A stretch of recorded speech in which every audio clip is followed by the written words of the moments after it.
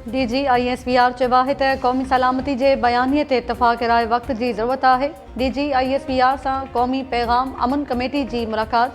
GHQ में मुलाक़ात दौरान क़ौमी बयानीअ खे हथी ॾियारण लाइ मुकमल सहकार जी ख़ातिरी, पाक फ़ौज सां यकजहती ऐं रियासत दुश्मन बयाननि ख़िलाफ़ गरियल अज़म जो इज़हार।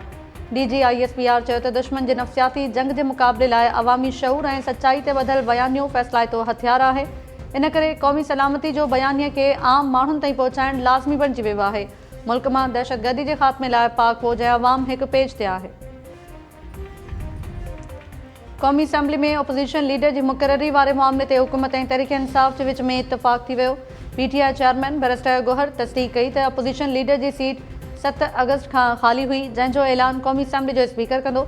अपोज़िशन लीडर जी मुक़ररी बाबति क़ौमी असैम्बली जे स्पीकर सां मामला तइ थी विया आहिनि। PTI इन ॾस में घुर्बल काग़ज़ जमा कराए छॾिया।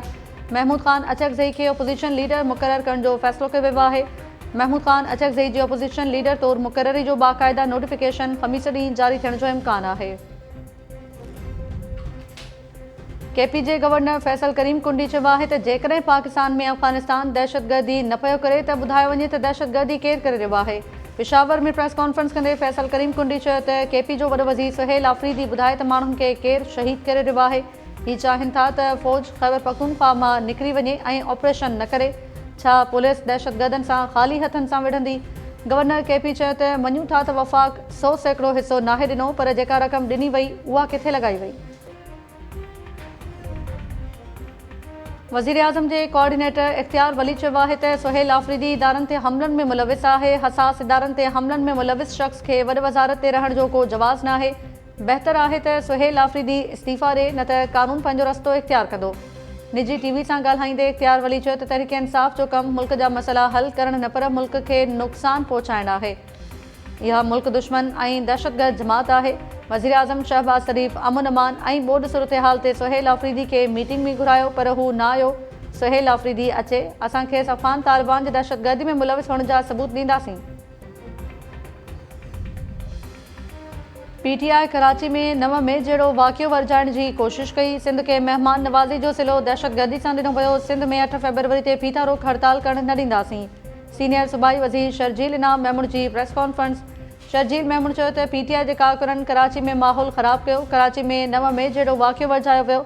औरतुनि सां बदतमीज़ी कई वई। पुलिस ऑफिसर्स खे यकमाल बणाए पथरा कयो वियो। सिंध हुकूमत कराची में सुहेल आफ़रीदी खे प्रोटोकॉल ॾिनो, पर हैदराबाद वञी हुन सिंध हुकूमत ख़िलाफ़ ज़हर उगाचियो। PTI तइ थियल रूट ते बि अमल न कयो। भंजरा थी, मीडिया जे गाॾियुनि जा शीशा टोड़िया विया। हिफ़ाज़त लाइ बीठल पुलिस अहलकारनि ते तशदुद कयो वियो। सिंध सरकार सब्र जो मुज़ाहिरो कयो। असांजी शराफ़त जो नाजाइज़ फ़ाइदो वरितो वियो। साबित थियो त PTI पंहिंजे तरफ़ से सियासत तब्दील करण लाइ तयारु न आहे। MQM कराची बचायो मुहिम लाइ अवामी राब्ता मुहिम शुरू करे छॾी। कराची में MQM जे पार्लियामानी मेंबर्स, उहिदेदारनि ऐं कारकुननि खे ख़िताब कंदे ख़ालिद मक़बूल सिद्दीकी चयो त कराची ग़ुलामनि जो न, आज़ादी ॾियारींदड़नि जो शहर आहे। हाणे कराची तां कब्ज़ो ख़तमु कराइण लाइ घरनि खां ॿाहिरि निकिरण जो वक़्तु अची वियो आहे। फारूक सत्तार चयो त पाकिस्तान खे बचाइण लाइ कराची खे बचाइणु ज़रूरी आहे। मईशत जी कामयाबी कराची खे बचाइण सां मशरूत आहे। जाली डोमिसाइल कराची जे नौजवाननि जो तालीमी ऐं मुआशी क़त्ल करे रहियो आहे।